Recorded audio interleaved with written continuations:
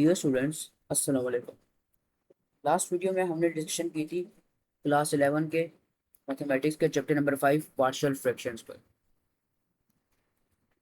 आज हमने उसी डिस्कशन को आगे लेकर चलना है, लेकिन सबसे पहले हम एक क्विक सा रिकैप ले लेते हैं कि हमने पढ़ा क्या क्या था।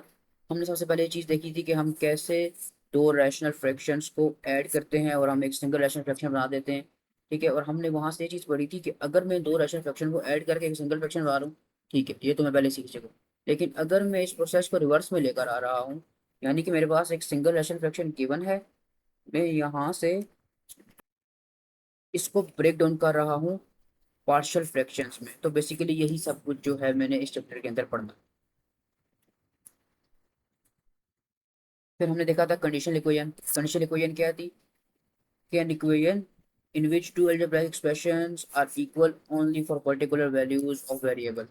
यानी कि ये जो इक्वेशन है मेरे पास, ये कंडीशनल इक्वेशन है। क्यों? क्योंकि यहाँ पे x की कोई एक ऐसी यूनिक वैल्यू है जिसकी वजह से ये इक्वेशन यहाँ पर बराबर होगी। x की एक यूनिक वैल्यू है, एक particular value. Same goes for this equation. अच्छा, एक और चीज भी हमने देखी थी कि अगर डिग्री 2 होगी तो मेरे पास x की दो वैल्यूज होंगी, अगर डिग्री 3 होगी तो थ्री पॉसिबल वैल्यूज होंगी। फिर आइडेंटिटी इक्वेशन में हमने देखा था कि an equation which holds good for all values of variable. यानी कि मैं यहाँ पे जो वेरिएबल x है इसकी कोई भी वैल्यू ले सकता हूँ, 2 3 4 5 6 वट एवर। तो मेरे पास हमेशा ये इक्वेशन जो है ये इक्वल आएगी। यानी कि मेरे पास ये जो दो अलजेब्राइक एक्सप्रेशंस हैं जिनके बीच में इक्वलिटी है, अगर मैं x की कोई भी वैल्यू ले लूँ ये मेरे पास इक्वल ही आएंगे।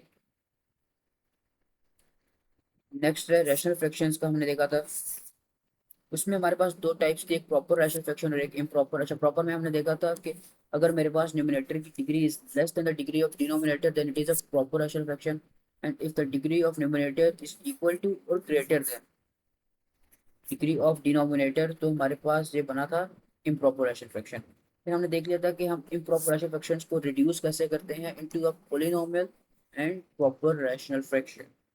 और इसमें यहाँ पे हमने एक डुएन भी परफॉर्म की थी, उसके थ्रू हमने इसको सॉल्व किया था। अच्छा, नेक्स्ट था हमारे पास fundamental theorem for partial fractions. इस थ्योरम में हमने सिंपली ये चीज़ पढ़ी थी कि अगर मेरे पास दो पोलिनोमियल्स गिवन है और हमें ये चीज़ बताई गई है कि ये दो पोलिनोमियल्स जो हैं ये एक दूसरे के बराबर हैं, एक दूसरे के इक्वल हैं, तो इसका मतलब क्या होगा सिंपली मेरे पास कि दो पोलिनोमियल्स जो एक दूसरे के इक्वल हैं, एक दूसरे के बराबर हैं, तो यहाँ पे एक्स पावर थ्री और यहाँ पे जो एक्स पावर थ्री है इसका coefficient they are also equal to each other. Same goes for x power two and x power two, इनका coefficient q is equal to -3। अच्छा, आज जो डिस्कशन है हमारे पास, उसी डिस्कशन को हम आगे लेकर चलते हैं। आज हमारे पास डिस्कशन है नॉन रिपीटेड लीनियर फैक्टर्स पे। अच्छा, नॉन रिपीटेड नाम से ही जाहिर है कि मेरे पास कुछ ऐसे लीनियर फैक्टर्स हैं जो कि रिपीट नहीं हो रहे। ठीक है, क्यू एक्स। अच्छा, क्यू एक्स क्या है? क्यू एक्स मेरे पास रैशनल फ्रैक्शन के केस में इट वाज डिनोमिनेटर, यानी कि denominator Q x has only non repeated linear factors जो कि यू प्रेजेंट हुए हैं x-a1 x-a2 moving on x-an। N का मतलब होता है जितने भी नंबर ऑफ ए होंगे, 1 2 3 4 5 6 and so on, where a1 is not equal to a2, a2 is not equal to a3 and is not equal to an। अच्छा, जो सबसे इंपॉर्टेंट चीज़ है यहाँ पे ना देखने वाली वो इसकी फॉर्म है, क्योंकि इसी फॉर्म के बेस के ऊपर आप आगे इसके क्वेश्चंस भी सॉल्व कर रहे होंगे। फॉर्म में मेरे पास क्या आता है? ये मेरे पास एक रैशनल फ्रैक्शन है। ऊपर का जो है ये कांस्टेंट पार्ट है, नीचे का जो है ये वही पार्ट है जो कि मैं इधर देख के भी आ चुका हूँ। यानी कि ऊपर अगर a1 है तो नीचे होगा x-a1, ऊपर a2 है नीचे x-a2 एंड सो ऑन। अगर ऊपर a3 होगा तो नीचे x-a3 होगा, और ऐसे ही an डिवाइडेड बाय x-an होगा, where a1 a2 and an are constants to be form. यानी कि ये वो कॉन्स्टेंट्स हैं जिनको मैंने फाइंड करना है, मैंने निकालना है। आपके क्वेश्चन बिल्कुल इसी चीज़ पे होंगे, तो ये चीज़ आपके माइंड में लाजमी होनी चाहिए। एक एग्जांपल देख लेते हैं, एक प्रैक्टिस क्वेश्चन देख लेते हैं इसका एग्जांपल के तौर पे जो है आपकी बुक के अंदर।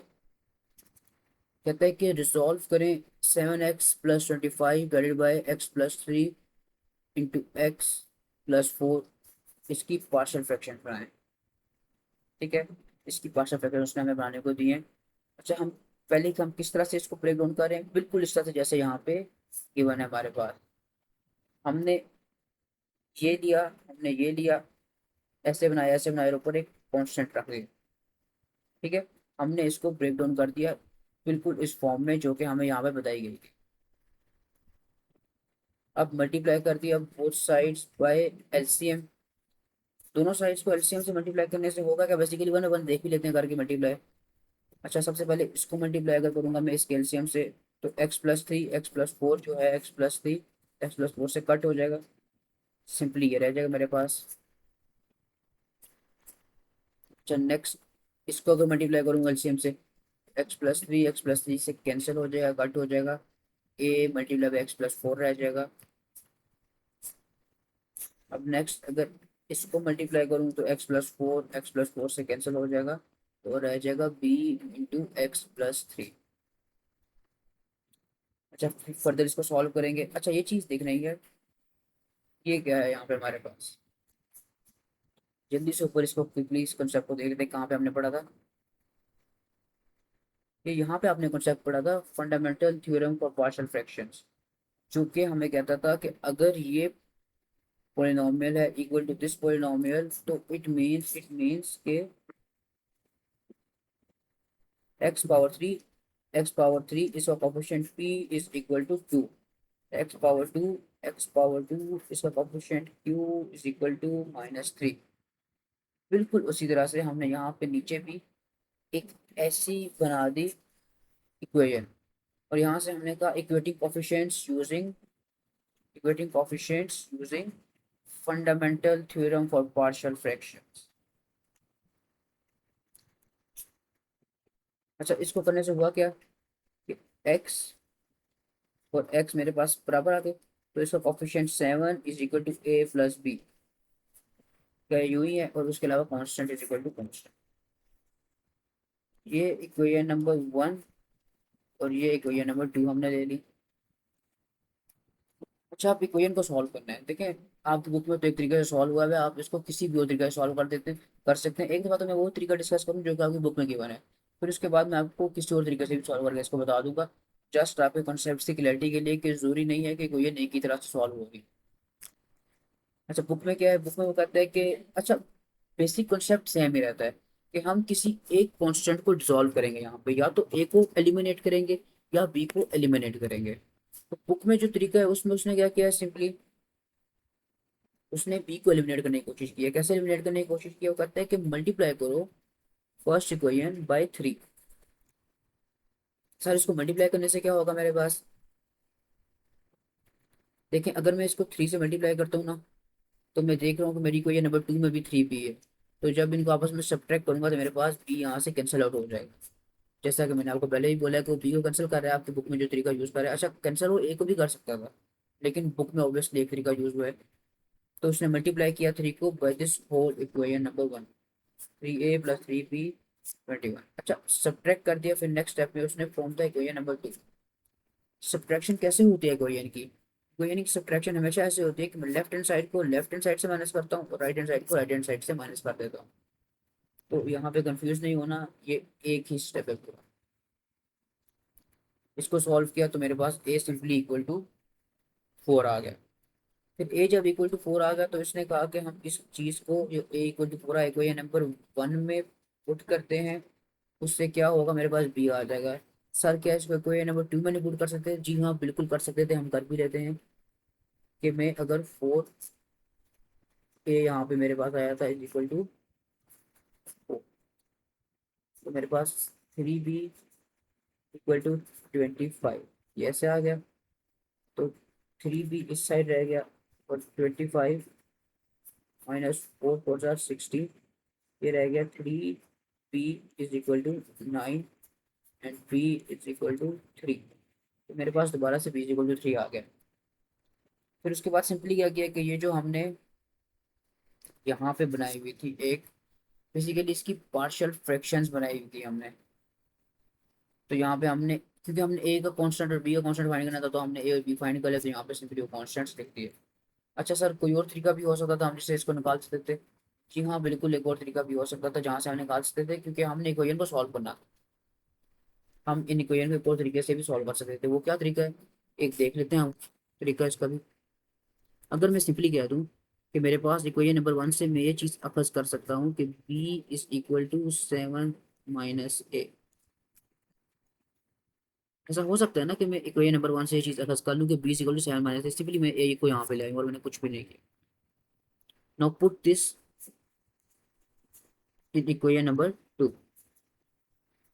इसको इक्वेशन नंबर 2 में आप पुट करके देखें। 4a + 3, b की वैल्यू लिखो। 7 - a इज इक्वल टू 25। ये मेरे पास आ गया 4a + 3 × 7 = 21 - 3a 25। जब 4a और 3a को आपस में माइनस करूंगा तो मेरे पास a रह जाएगा। 4 21 जब जहाँ जाके 25 के साथ माइनस होगा तो 4 आ जाएगा। क्या सर मेरे पास यहाँ पे दोबारा से इक्वल टू 4 नहीं आ गया? जी हाँ बिल्कुल आ गया। दिस मीन्स कि हम और तरीकों से भी इस इक्वेशन को सॉल्व कर सकते थे। यानी कि बेसिकली मैं जस्ट एक कॉन्सेप्ट डिलीवर करना चाह रहा था यहाँ पे कि सॉल्व करने का कोई भी तरीका हो सकता है, आपका अपना भी हो सकता है और आप वो भी यूज़ कर सकते हैं जो आपकी बुक में यूज़ हुआ है। अच्छा, ये एक अल्टरनेटिव मेथड था आपकी बुक के अंदर। अच्छा, इस अल्टरनेटिव मेथड को देखने से पहले ना एक चीज़ देखना ज़रूरी है कि जो ये अल्टरनेटिव मेथड है वो शुरू ही हमारे पास एक डिफरेंट जगह से हो रहा है। वो बेसिकली यहाँ से शुरू हो रहा है जब हमने एलसीएम के साथ इसको मल्टीप्लाई कर लिया था। यहाँ से वो शुरू हो रहा है। ठीक है। अब यहाँ पे वो क्या कहते हैं, देखिए इसको समझने से पहले मैं ज़रा ऊपर आपको ले जाता हूँ जहाँ पर हमने इसकी पार्शियल फ्रैक्शंस बनाई थी।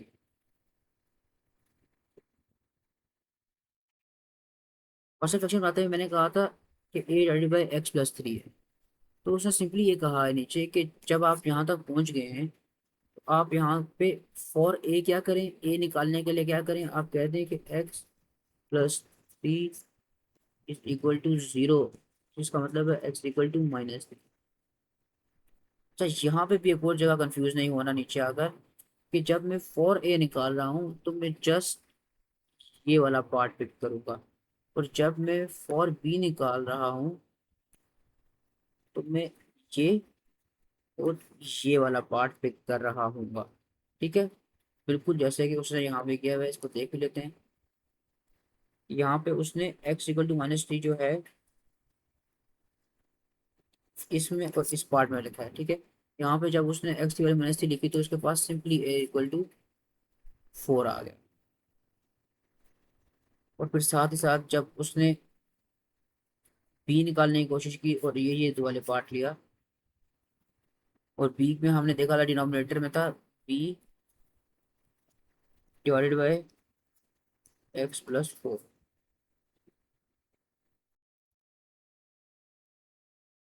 सिंपली यहाँ पर हमने इसको पुट कर दिया और मेरे पास यहाँ पे b = 3 आ गया। तो ये एक अल्टरनेटिव मेथड था। अच्छा, नेक्स्ट हमारे पास उसने पार्शियल फ्रैक्शन दिए, लेकिन अब यहाँ पे थोड़ा सा सिनेरियो चेंज है।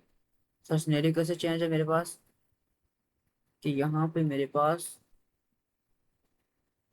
x² है, यानी कि x की डिग्री यहाँ पे 1 नहीं है। यानी कि जब मैं इसको तोड़ रहा हूँ इंटू पार्शियल फ्रैक्शन। अच्छा, तोड़ते हम कैसे थे, हम एक दफा देख लेते हैं।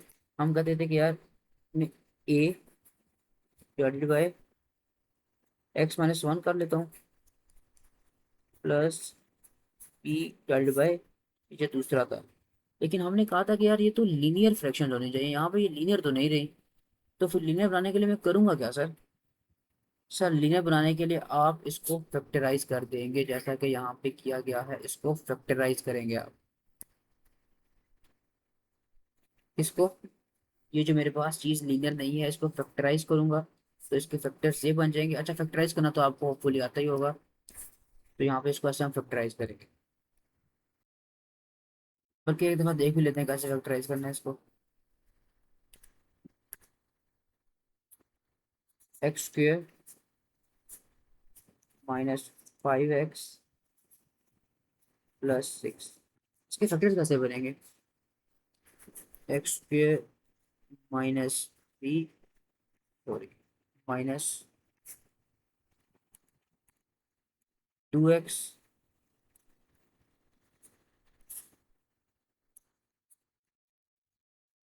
Minus 3x+6। अब मैं क्या करूँगा, x कॉमन ले लूँगा, x -2, यहाँ पे -3 लूँगा, x -2। तो बेसिकली मेरे पास आ जाएगा x -3 × x -2। तो यही यहाँ पे हमने किया है सिंपल, इसको हमने इसके फैक्टराइज किया। फैक्टराइज करने से क्या हुआ, ये सारे मेरे पास लीनियर बन गए। अच्छा, लीनियर बनने से क्या हुआ कि मेरे पास ऐसे ये तीन कॉन्स्टेंट्स में ब्रेक डाउन हो गए।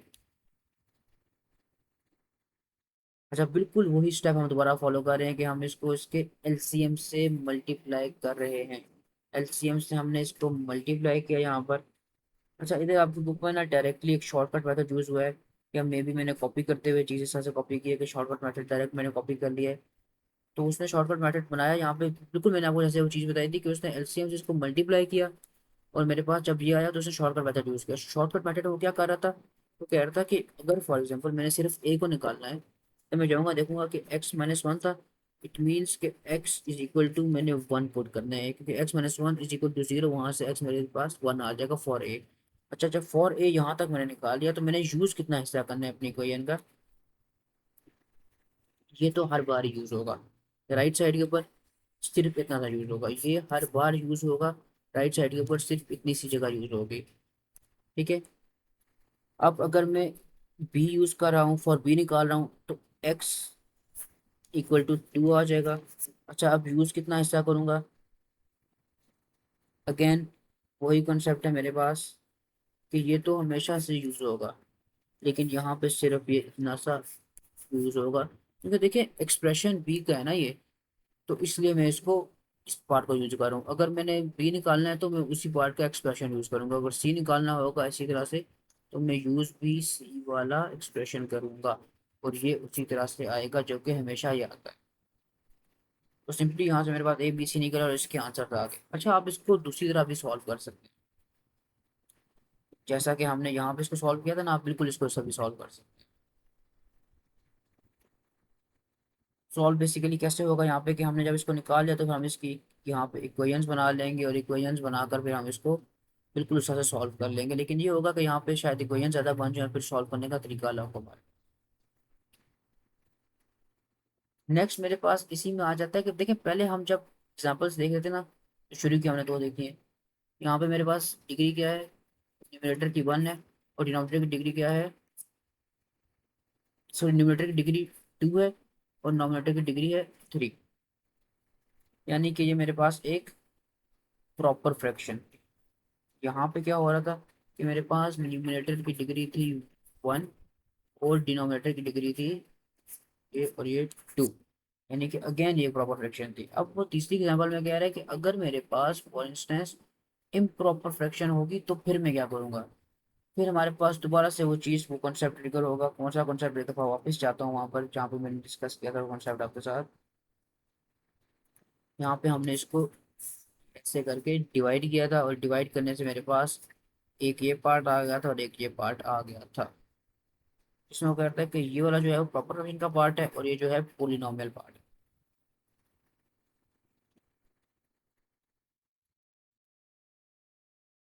अच्छा, अब इसको कैसे सॉल्व किया उसने। First note that the degree of numerator 3 equals two degree of denominator, तो ये मेरे पास इम्प्रॉपर फ्रैक्शन है। ठीक है। तो वो कहता है कि अब जो मेरे पास डिनोमिनेटर है, बेसिकली सिंपली यहाँ पे से इस डिनोमिनेटर को मल्टीप्लाई किया और ये निकाला है। अब वो कह रहा है कि न्यूमिनेटर जो है उसको डिनोमिनेटर से डिवाइड कर दो। सर कैसे डिवाइड करेंगे, बिल्कुल इसी तरह से जैसे हमने पीछे एग्जांपल देखी थी, जिसमें हमने डिवाइड किया था। यहाँ पर ये ऊपर वाला पार्ट जो है,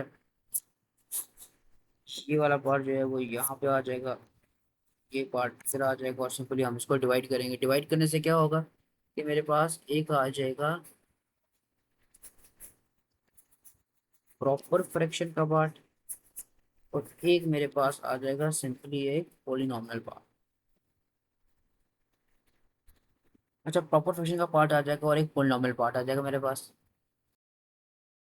अच्छा देखिए, जब हमने ये कॉन्सेप्ट पढ़ा था, स्टार्ट में मैं फिर से आपको वापस वहाँ पे ले जाता हूँ। बार बार मैं आपको ना रेफरेंस दे के पढ़ा रहा हूँ ताकि आपको एटलीस्ट चीज़ें देखते हुए याद है कि यार जो मैंने शुरू के 5-10 मिनट में कॉन्सेप्ट लिया था ना, आगे वही अप्लाई हो रहा है कॉन्सेप्ट, इसलिए बार बार मैं पीछे लेके जा रहा हूँ स्लाइड्स पे आपको रेफरेंस देने के लिए।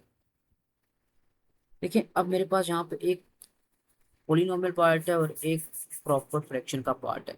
जब मैंने पीछे इसको ब्रेक करना पड़ा था, मैंने कहा था कि यार मैं इसको तोड़ूंगा। तोड़ूंगा किस तरह से, हमने एक यहाँ पे फॉर्म पढ़ी थी, फॉर्म पे फिर से जाते हैं वापस। फॉर्म फॉर पार्शियल फ्रैक्शंस, ये हमने यहाँ पे पढ़ी थी। अच्छा, ये जो फॉर्म थी ये किसके लिए थी? यहाँ पे हमने क्यू एक्स का जिक्र किया, कोई हम पी एक्स का जिक्र कर रहे थे, ये क्यू एक्स का जिक्र कर रहे थे। ये चीज़ क्या है basically P x Q x? ये मेरे पास एक फ्रैक्शन, यानी कि इसका पोलिनोमियल से कोई ताल्लुक नहीं है, ये फ्रैक्शन की चीज़, ठीक है। मैं वापस आया नीचे, मैंने कहा कि यानी कि इसका मेरे से कोई ताल्लुक नहीं है फिलहाल, मैंने इसको लेकर चलना है। अब इसको लेके चलूंगा तो सिंपली क्या होगा, मेरे पास वही क्वेश्चन बन जाएगा जो कि हमने पहले देखा था। कहाँ देखा था हमने? बिल्कुल हम यही तो देख रहे थे यार, यहाँ पर यही तो चीजें हम यहाँ पर देख रहे थे। बिल्कुल दोबारा से वही क्वेश्चन बन गया मेरे पास जो कि हमने यहाँ पर देखा था। एक दफा देख लेते हैं कैसे सर बन गया वो क्वेश्चन सर। मैंने यहाँ पे ए डिवाइड बाई एक्स लिया, फिर मैंने बी डिवाइड बाई 2x - 3 लिया, 2x + 3 लिया, और मैंने सी डिवाइड बाई x - 1 लिया, ठीक है। फिर इस सारे को आपने सॉल्व करना शुरू किया। अच्छा एक ये चीज़ है कि ये मुझे लग रहा था कि शायद माइनस कर दिया मैंने, ये प्लस ही है, ठीक है, ये प्लस ही है, सही किया हुआ है। अच्छा इसको सिंपली इसके एलसीएम से हमने मल्टीप्लाई किया, एलसीएम से मल्टीप्लाई किया तो मेरे पास ये आ गया। और फिर अगेन वही तरीका उसने यूज़ किया इसको सॉल्व करने का, बेसिकली जो अल्टरनेट तरीका वो यूज़ कर रहा था स्टार्ट में इसको सॉल्व करने का, कि हमने क्या किया, ये तो साइड हमेशा आएगी भाई मेरे पास। अब ए को मैंने अगर फाइंड करना है तो मैं क्या करूँगा, मैं ये साइड ले लूंगा और ए की वैल्यू कहाँ से निकालूंगा, यहाँ से निकालूंगा, जो कि x = 0 आ जाएगी। ठीक है सर, इतना समझ आ गया मुझे। अब मैं बी के लिए निकाल रहा हूँ अगर, तो ये साइड तो भाई हमेशा वही आएगी जैसे कि हम पहले बोल चुके हैं। यहाँ से हम इतनी साइड पिक कर लेंगे, और बी की वैल्यू कैसे निकालेंगे हम, 2x + 3 = 0 है, तो x = -3 / 2 हो जाएगी। तो यहाँ पे भी यही हुआ है, तो मेरे पास यहाँ से बी का आंसर आ गया, और बिल्कुल इसी तरह से सी का भी आंसर आ जाएगा।